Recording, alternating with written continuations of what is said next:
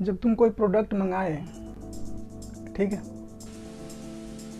Let's say television, और वो first week में ही धराशायी हो जाए, कुछ उसमें टेक्निकल ग्लिच आ जाए, या फिर घर का निर्माण किए और वो घर 2 महीना में ही ध्वस्त हो गया, तो फिर क्या होगा? बिल्कुल उसी तरह का यार नज़ारा हुआ, और ये बहुत ही हृदय को कंपा दिया।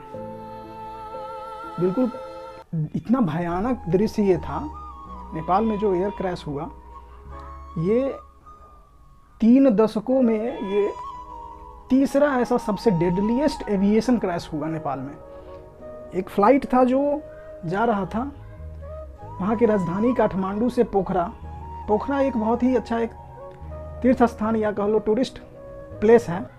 तो नेपाल में जो फ्लाइट उड़ान जब भरता है काठमांडू से पोखरा के लिए टूरिस्ट प्लेस, तो वहाँ पर देखा गया जो पिछले 3 दशकों में तीसरा ये डेडलीस्ट एयर क्रैश हुआ। तो पिछला जितना भी इन्वेस्टिगेशन हुआ था, 3 एयर क्रैश हुआ ना जी, तो इन तीनों एयर क्रैश में क्या उन लोगों ने इन्वेस्टिगेशन का जो एक स्ट्रेंथ था वो पूरा बहुत ही अच्छे ढंग से इन्वेस्टिगेशन नहीं किया गया।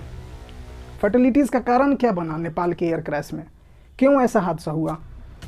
72 लोग उसमें सवार थे। 72 में से लगभग किसी का बचने का तो कोई उम्मीद ही नहीं रहता है। सारे के सारे लगभग एटलीस्ट उसमें 69 तो ऑन स्पॉट, और जो डाटा नहीं है वो शायद सर्वाइवल का बहुत ही कम चांस होता है। तो क्यों हुआ ये तीसरा इस तरह का हादसा? क्योंकि पहले जो हादसा हुआ, पहला दूसरा, उसमें इन्वेस्टिगेशन का बहुत ही स्तर कमज़ोर रहा। इतना स्तर गिरा रहा पुअर इन्वेस्टिगेशन रिकॉर्ड के कारण। माउंटेनियस टेरेन तो है, लेकिन क्या अगर आप कहीं बाइक चला रहे हो, रास्ते में वहाँ गिर गए, तो क्या मंडे को गिरे थे तो वेडनेसडे को भी क्या वहीं पर गिरोगे? सैटरडे को भी क्या तुम वहीं पर गिरोगे जहाँ गिरे थे? कहने का मतलब वहाँ तुम अलर्ट हो जाओगे कि यहाँ मेरे को एक्सीडेंट नहीं होना है, ये एक्सीडेंट प्रोन एरिया है, मेरा माउंटेनियस टेरेन है। तो हमें इस तरह से अपना मेंटेनेंस और जो भी R&D है वगैरह वो सब हम लोगों को उसके अनुरूप करके तब हम लोगों को टेक ऑफ या लैंडिंग करना है। और ये जो पोखरा इंटरनेशनल एयरपोर्ट बना था, ये बिल्कुल हाल फिलहाल में ही बना था। इसलिए मैं कह रहा था कि अगर नया घर बने और महीना में भी वो घर ध्वस्त हो जाता है तो जिम्मेदार कौन है? ये सब जानने वाली बात है। हालांकि नेपाल में जो डिपार्चर है वो बहुत ही कम है, 0.9 मिलियन, यानी कि मान लो 10 लाख अगर डिपार्चर हो रहा है एयर कैरियर से, बिल्कुल नेग्लिजिबल तो नहीं कह सकते हैं, लेकिन जो अगर US का कंपेयर किया जाए तो वहाँ पर 36 करोड़ 40 करोड़ का डिपार्चर होता है, और यहाँ आपको नेपाल में 10 लाख ही है। वहीं पे अगर देखा जाए रसिया में डिपार्चर बहुत ही ज़्यादा है, उसके बाद कनाडा में, तो प्रोपोर्शनेट यहाँ एयर क्रैश ज़्यादा होने के चांसेस हैं, और ऐसा होता भी है। सबसे ज़्यादा जो एयर क्रैश हुआ है वो कहाँ हुआ है? US में। US में कितना हुआ? 1500 से ज़्यादा है। उसके बाद रसिया में 450 से ज़्यादा, उसके बाद कनाडा में 350 से ज़्यादा। तो लगभग ये जितने भी एक्सीडेंट हो रहे हैं एविएशन के, ये क्यों हो रहे हैं? क्योंकि यहाँ एयर ट्रैफिक ज़्यादा है। लेकिन नेपाल में एयर ट्रैफिक है ही नहीं। 0.9 मिलियन, 10 लाख, मतलब आप बहुत ही मान लो कि महीना में, एक महीना में 10 उड़ान 20 उड़ान, जबकि वही US में महीना में, एक महीना में 500 उड़ान, 1000 उड़ान भरता है वहाँ से, ठीक है, एयरपोर्ट से। तो ऐसा क्यों हो रहा है? एक्सीडेंट क्यों हो रहा है? क्यों हुआ? फैटलिटीज़ 720 है नेपाल का। भारत का देखा जाए तो ये 1000 है। तो भारत का तो एयर ट्रैफिक ज़्यादा है, तो डिपार्चर भी ज़्यादा हुआ, उसके अनुरूप फैटलिटीज़ भी क्या होंगे? ज़्यादा होंगे।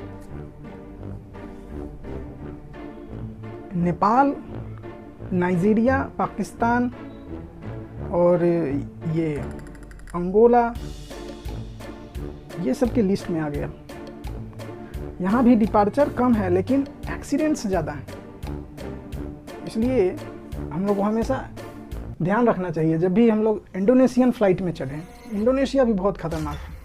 यहाँ 2000 क्रैशेस हुए हैं तो हमें 2-3 टर्म जो है वो बिल्कुल पता होना चाहिए। एयर क्रैश, एविएशन क्रैश, ये सब बहुत ही आसान जितना लगता है कि अरे एरोप्लेन ही तो क्रैश किया है, जो गया होगा, हमें क्या, हम तो सुरक्षित हैं।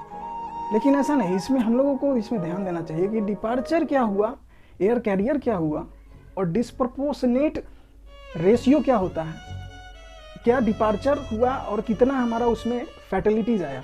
तो हमने बताया कि एयर क्रैश कितना किया, 1500 यूएस का, 450 से ज़्यादा रसिया का, 350 से ज़्यादा कनाडा का। अब हम लोग बात करते हैं डेथ का, फैटेलिटी जिसको बोला जाता है, कि लोग कितना वहाँ जान कितना गया, कितने लोग वहाँ पर मौत के घाट उतार दिए गए। इस क्रैश में एक तरह से कहा जाए तो ये नरसंहार ही है कि गलती किसका हुआ, कहाँ पर टेक्निकल इंटेलिजेंस वीक रहा।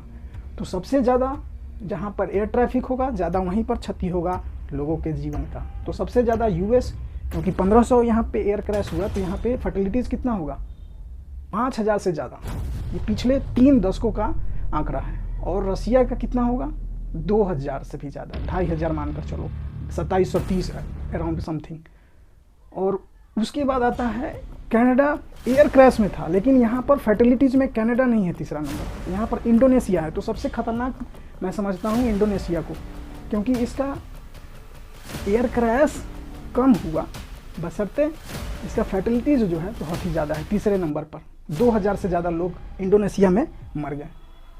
उसके बाद यहाँ पर है आपका भारत का, जो इसमें अभी भी इंडोनेशिया के बाद कुछ और देश है, उसके बाद भारत है 1000 के साथ, 1000 लोग मर गए हैं पिछले 3 दशकों में।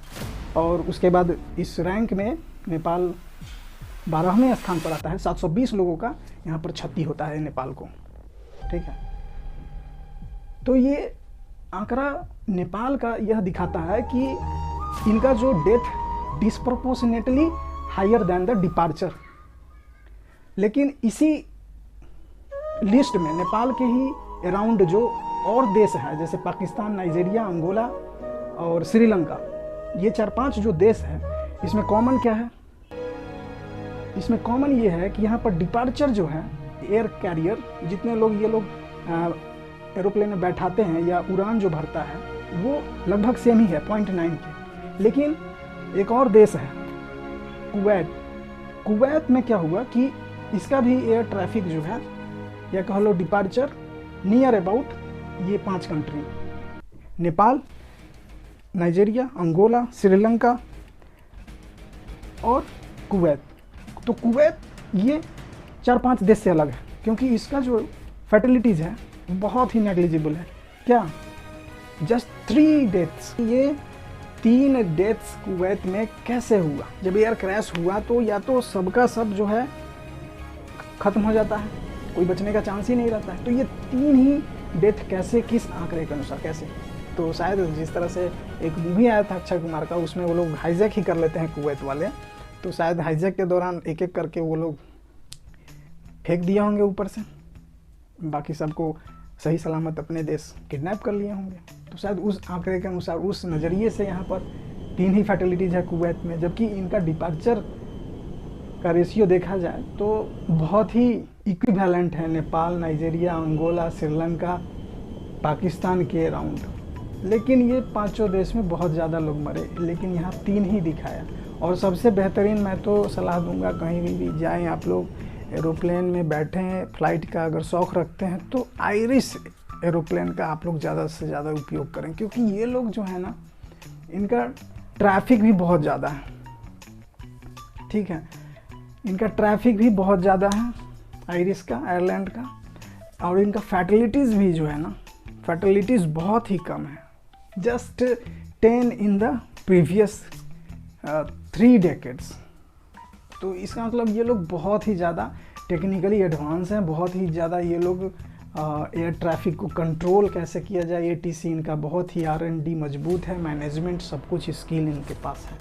तो जब भी ये देखा जाता है, ये सब चीज़ों को हम लोग को समझना चाहिए, तब जाकर हम लोग आगे से इन चीज़ों को नज़रअंदाज नहीं कर सकते हैं, और अच्छा से अच्छा करके लोगों को इस तरह से कंपाने वाला कभी भी दोबारा इंसिडेंट ना हो। बहुत ही रोएं जो है ना, रूह कांप जाती है और रोंगटे खड़े हो जाते हैं, गूजबम्स हो जाते हैं। गूजबम्स खुश में भी होता है लोग और दुख में भी, कि सिहरन आ जाता है, शिवरिंग लाइक फीलिंग कि कैसा हो गया, कैसा वो मंजर हुआ होगा, किस तरह से इतना दर्दनाक वो हादसा रहा होगा जब वो क्रैश किया पोखरा के एयरपोर्ट के आसपास। ऐसा नहीं होना चाहिए।